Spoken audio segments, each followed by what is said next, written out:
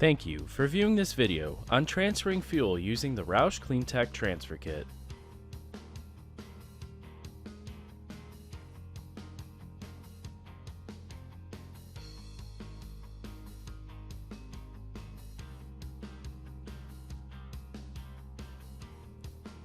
Before starting the fuel transferring process, park both vehicles or vehicle and storage tank in a well-ventilated area outdoors, with at least 35 feet between any potential ignition source. Both vehicles should be parked on a level ground when possible. This procedure will require a ROUSH CleanTech transfer kit, a 12-volt DC power source, a 9/16, 5/8, 3/4, 13/16, and 7/8 wrenches, 9/16, 3/4, and 13/16 crow's foot, Jiffy Tight tools, a torque wrench, leak detecting solution, a Euro to Acme adapter, as well as propane safe protection gloves and safety glasses. The transfer kit will come with adapters for Generation 3 through 5 vehicles. This kit includes a transfer line and a wiring harness. The transfer line is used to transfer fuel from the supply line of the vehicle being serviced to the fill valve of another vehicle. The wiring harness has two 2-pin connectors for the fuel pumps of the vehicle you are transferring fuel out of. It also has a 6-pin connector for Generation 2 to power the supply solenoid. It has separate connectors for Generation 3, 4, and 5 supply solenoids located on the tank supply valve, positive and negative leads used to hook to a 12-volt DC power source, and an on-off switch.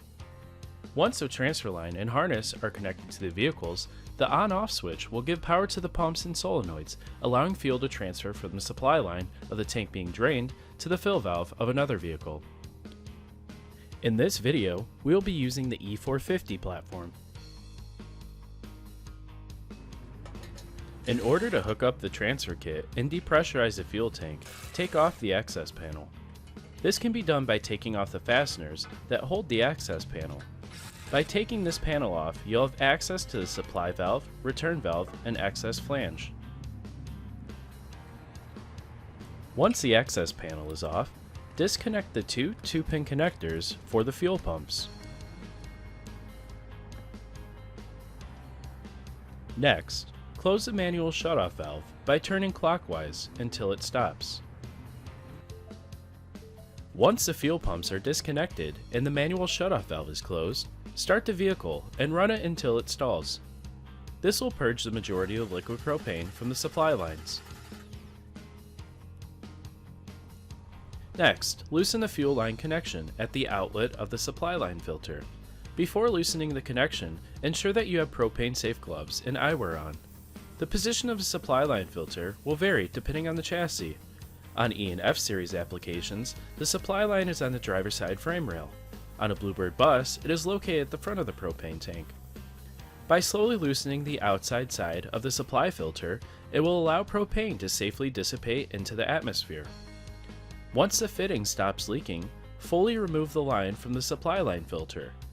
If your fitting is equipped with a green sealing washer, inspect and replace it if it's damaged.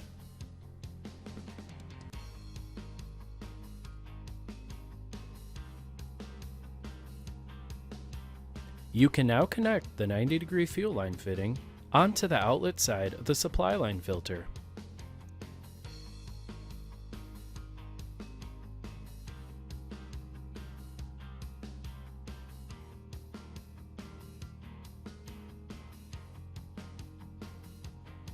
For Generation 3 vehicles, follow the Gen 3 depressurization process, then use a 3/8 Jiffy Tight removal tool to remove the quick connect line from the Jiffy Tight fitting. Now remove the Jiffy Tight fitting from the supply valve on the tank. Inspect the fitting and O-ring. If damaged, replace it. Thread the O-ring side of the fitting into the supply valve.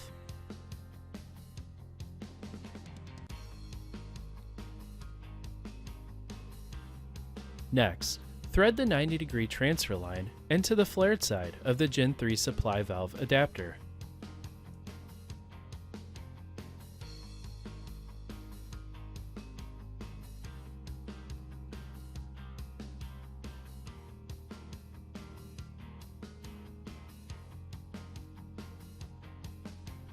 thread the Acme fill adapter onto the vehicle or tank that you want to transfer fuel to. Ensure the ball valve is closed.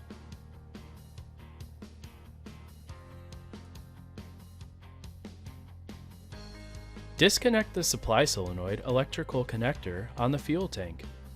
Once disconnected, you can plug the solenoid adapter from the transfer kit wiring harness into the supply solenoid. There are two connectors on the transfer kit, one for our Generation 3 application and one for our Generation 4 and 5 application. Hook up the positive and negative terminal leads of the transfer kit to a 12-volt DC power source.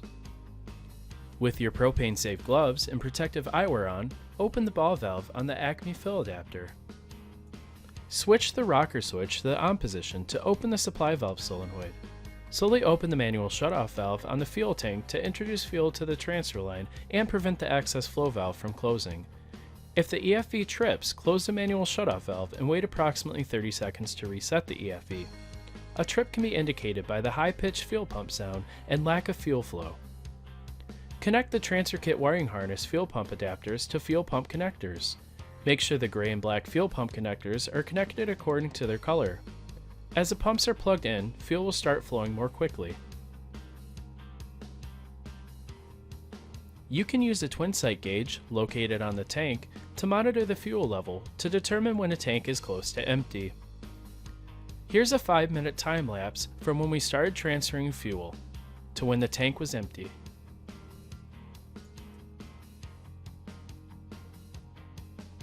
Immediately flip the rocker switch to the off position once the fuel pump tone changes. A non-contact amp clamp can be used on one of the fuel pump wires to read amp draw. The current should drop approximately 2 amps once no liquid is present. Do not allow the fuel pumps to run dry as this could damage them. Using propane-safe gloves and protective eyewear, close the ball valve on the transfer line and slowly unthread the transfer line from the receiving vehicle or tank. Ensuring that the vehicle is 35 feet away from any ignition source, you can now remove the remaining propane from the transfer line.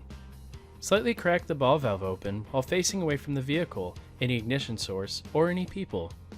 This will disperse the remaining propane into the atmosphere. There are a few different ways to verify depressurization. You must always use more than one method to ensure the tank is empty. One way is to open the bleeder. No pressure should escape if the fuel tank is depressurized. You may also close the manual shutoff valve on the tank.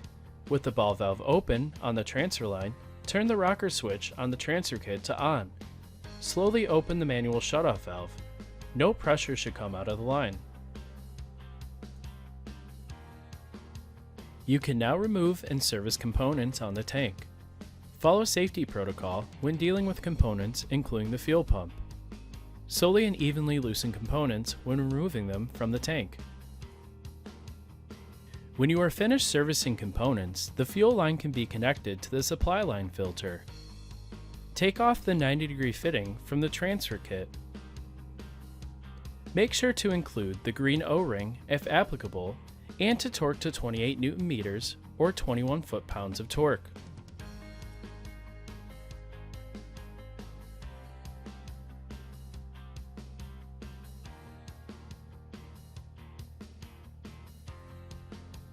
Use a leak detector, such as Snoop, to ensure there are no leaks after connecting the line. You may now disconnect the supply solenoid and fuel pump connectors from the transfer line from the tank. You may now reconnect both the supply solenoid and fuel pump using the appropriate connectors. Make sure to complete the fuel tank purging procedure to remove air from the tank before putting the vehicle back in service.